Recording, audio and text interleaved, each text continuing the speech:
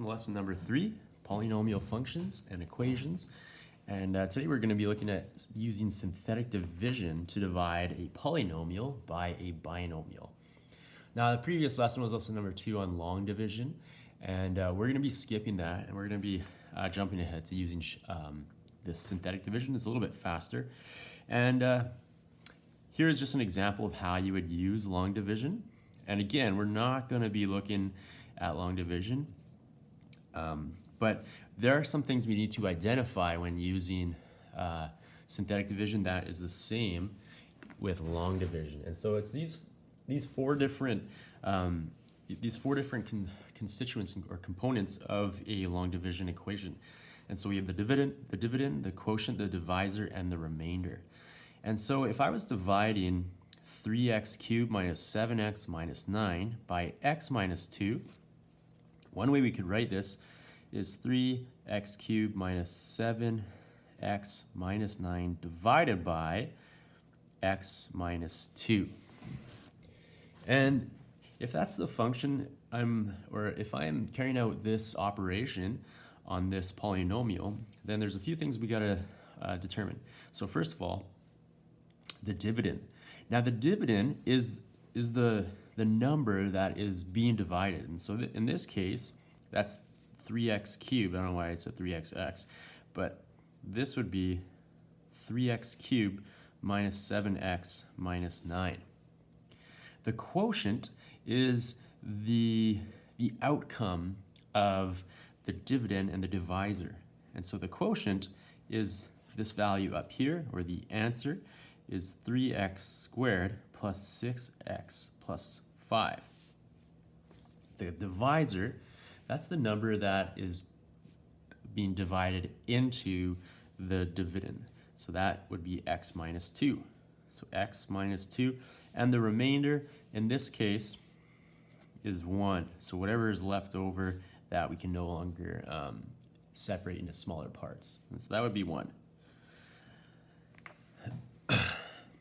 Now, when looking at synthetic division, we still have these same components, albeit they're written a little differently. So a student who was repeating this course showed his friend a much quicker method for determining the above result, and his work is shown. So here's the dividend right here. So 3, 0, negative 7, negative 9. Here's the divisor, which is 2. And then here we have the quotient 3, 6, 5 with the remainder of 1. And then it's rewritten below exactly the same as it was with the long division. But let's break it down and just look at what it actually all means. So first of all, by looking at both sets of work, explain how the following parts of synthetic division are related to long division. So I have the 2 on the left side. So this 2 on the left side here, and this 2 on the left side here. So this represents the value of the variable which makes the divisor equal 0. So for example, one way we can think about this is when we're factoring and we're looking for the value of x, we always set our equation equal to 0. And so if I plugged this 2 in for this x, I would get a value of 0. The numbers 3, 0, negative 7, negative 9. So these values up here. So these are the coefficients of the polynomial. So those are the coefficients of the polynomial. This 0 here represents the x squared. If we were to think about this in progression, starting from x cubed going down to a constant term, we go x cubed, x squared, x, and then our constant term. The 1, which is circled, so here's the 1, this is the remainder, that's the value left over. And then the numbers 3, 6, 5 in the bottom row, these are the coefficients of the quotient. The coefficient of the quotient.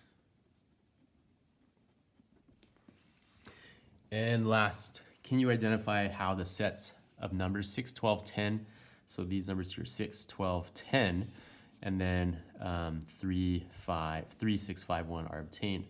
So first of all, 6, 12, and 10, these are obtained. So 6, 12, and 10. If we look at this first number we brought down, this first number we brought down, then we multiplied it by 2. So 3, bring it down, that's what this arrow is showing. 3 times 2 is 6.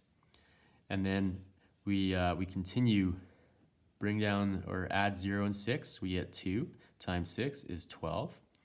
Combine -7 and 12, we get +5, multiplied by 2 is 10. And then last, we get our remainder, and we can no longer subtract anything. And that's actually how the long division works as well. So 6, 12, and 10 are obtained by multiplying the previous number.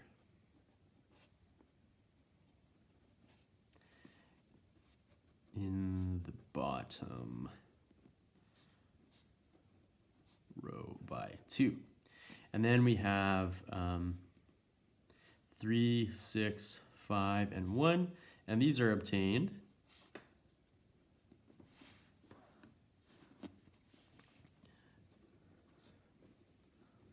by adding the numbers in the top 2 rows.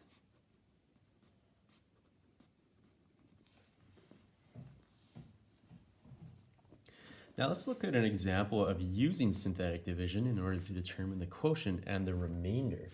And we're going to do that when 2x cubed minus 3x squared minus 8x plus 15 is divided by x minus 1. Now they already have the question set up for us. So here's the 2x cubed minus 3x squared minus 8x plus 15 is shown right here. So 2, -3, 8, 15. Remember, these represent the coefficients. So the 2, the -3, the -8, and the +15. And then this +1 here represents 1 here. And remember, it's +1 because that's the value that we would need in order to make this quotient equal to 0. And we want to express this in the form P divided by D is equal to Q plus R over D. Now what this means, P stands for polynomial, D is for divisor, Q is quotient, and then remainder and divisor again. And so let's begin. First thing we got to do is drop down this 2. Okay, so that's always the first step, is to drop down that first number. And then we proceed by multiplying 1 times 2. So 1 times 2 is equal to 2. And that's +2. And we would put it in this next row. And now I combine the -3 plus 2 would be -1. And I continue with this process of adding, bringing it down, and then multiplying. So 1 times -1 is -1. And then we would combine -8 and -1 would be -9. And then again, I would multiply this 1 by -9, which would give me -9. And my final answer, I need to combine the 15 and -9 to give me 6. And I'm going to circle this because that's my remainder. And remember, I want to express my answer in this form, the polynomial, which is the original polynomial here, which is 2x cubed minus 3x squared minus 8x plus 15. And we were dividing that by x minus 1. And we got our quotient. So quotient is the answer. This is our answer here. Now, if I divide x cubed by an x, I'm gonna end up with x squared. So the quotient, this represents 2x squared. So 2x squared. It always represents 1 degree lower than your original quotient. So 2x squared minus -1 would be -1x, so that would be -x. And then I would have negative 9, which is my constant term, minus 9. And then I have the 6, and remember that's the remainder. So what we're going to do is we're going to add 6 divided by my divisor, which is x minus 1, and this is my final answer. Next we have example number 2, where we want to consider the polynomial 5x to the power of 5 minus 6x to the power of 4 plus 3x squared minus 2x plus 1. And we want to use synthetic division to find the quotient and remainder when it's divided by x plus 2. So how do we begin setting this up? Well, I'm going to make my little chart here, and then I'm going to start by just listing the coefficients. So I have 5, I have negative 6. Now notice how there's no, it goes x5, x4, x squared, so there's no x3. This is where we need to include 0 as a placeholder. And now I can, this represents the x cubed. Now I can include 3, 2, which is negative, and positive 1. And we're dividing that by x plus 2, so what I would include here is negative 2. And remember, we only reverse the sign for the divisor, all right? And so only for the divisors when we reverse the sign. Now we can perform our division and find the quotient. And it's not telling us to express this in any special way, so we'll just list it as quotient and remainder. So first thing I want to do is drop down the 5. This would give me 5. 5 times negative 2 is negative 10, and negative 10 plus negative 6 is negative 16. Negative 2 times negative 16 would give me positive 32, and we would combine that to give us positive 32. 32 times negative 2 is negative 64, plus 3 would be negative 61. Negative 61 times negative 2 would give me positive 122, and negative 2 plus 122 would give me 121, times 2 would be, oh, sorry, not 121, 120. This would be negative 240, with a remainder of negative 240 plus 1 of negative 239. And that's my remainder. So now we can, we'll just list the quotients. I'm just going to call it Q like that.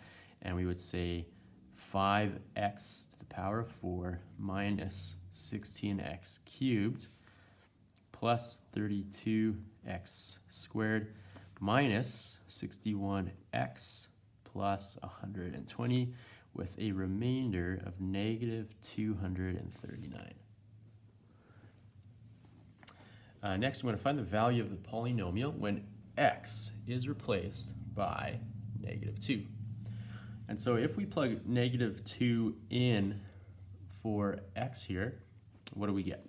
So 5 times negative 2 to the power of 5 minus 6 times negative 2 to the power of 4 plus 3 times negative 2 squared minus 2 times negative 2 plus 1. So negative 2 squared would be negative 2 to the power of 5 would be negative 32. Minus 6 to the power of times negative 2 to the power of 4 would be 6 times 16. Negative 2 squared is 4 times 3, so plus 3 times 4. Plus 4 plus 1. And so 5 times negative 32 would be negative 160. 1632 would be negative 30 or 96. Plus 12 plus 5. And when we combine all of these, we're actually going to get a remainder of negative 239. And so our answers in A and B is the remainder when dividing by x minus 2. So when I divide by x plus 2, my polynomial, I get a remainder of negative 239. That's what we found. But if I replace it with x minus 2, which was what we made our divisor here, then we ended up with the same answer of negative 239. Now these questions are pretty fun. The class example number 3, we have x plus 3 as our divisor, and we're going to be using, of course, synthetic division. We want to find the values of m and p. So first of all, if x plus 3 is my divisor, then right here we're gonna use negative 3, and then the first step we did was we brought that 2 down, and we're gonna multiply this 2 by this negative 3 to give me negative 6. And then we combine the 2 and the negative 6 to give us negative 4. Negative 4 times negative 3 is positive 12. And then the rest is finished for us. Now, the next step is to find out what m is and what n is. So we know that if we combine negative m plus 12, then we would get 2m as an answer. And so if we rearrange this, if I add m to both sides, I'm going to get 12 is equal to 3m, and then the last thing I got to do is divide by 3, and m is equal to 4. And so if I know what m is, then I have my value of m now, and now the only thing we need to do is find out our value of n, and so we can find the value of p. Now, in order to get the value of n, remember that we know that n is equal to negative 6m. Now the reason we know it's equal to negative 6m is because if I go negative 3 times 2m, which would be the next step, that would give me my value of n. So that we know that value of n is going to be negative 6m. So then p is equal to negative 6m plus 16. And we know that the value of m is equal to 4. So p is equal to negative 6 times 4 plus 16. P is going to be equal to negative 6 times 4 plus 16, 24 plus 16. So negative 24 plus 16 is equal to negative 8. So we know that m is equal to 4, and p, the remainder, is equal to negative 8. Next, let's look at example number 4. When 2x cubed minus 4x squared plus ax plus 3 is divided by x plus 2, the remainder is 3. Determine the value of a. And so we would set this up the same way we set up these other problems. So I would have my 2, negative 4. Now I have positive a and 3. And I'm dividing that by negative 2. And so first thing we got to do is bring down this value to negative 2 times 2 is negative 4. And we combine the negative 4 and the negative 4. We get negative 8 times negative 2 is positive 16. Positive 16. And so here we add these, a plus 16 times negative 2. We would end up with negative 2a minus 32. Because what we're doing is we're multiplying negative 2 times a plus 16. And so what that looks like is negative 2 times a plus 16. And we would distribute that negative 2 into both of these. So negative 2a minus 32. And the last thing we do is combine these. And this is a 3. So let me rewrite that. Sorry. This is why you do work in pencil. Negative 2a minus 32 plus 3 would be minus 29. And we're looking for the value of a. So one thing we know is that negative 2a minus 29, so that's my remainder. So negative 2a minus 29, know that that's equal to 3. The remainder is 3. So yeah, the remainder is 3, but we're saying that this is equal to 2a minus 29. And so if we were to add this 29 to both sides of my expression, then we're going to be left with 32 is equal to negative 2a. And then we divide both sides by negative 2. And the value of a is going to be negative 16.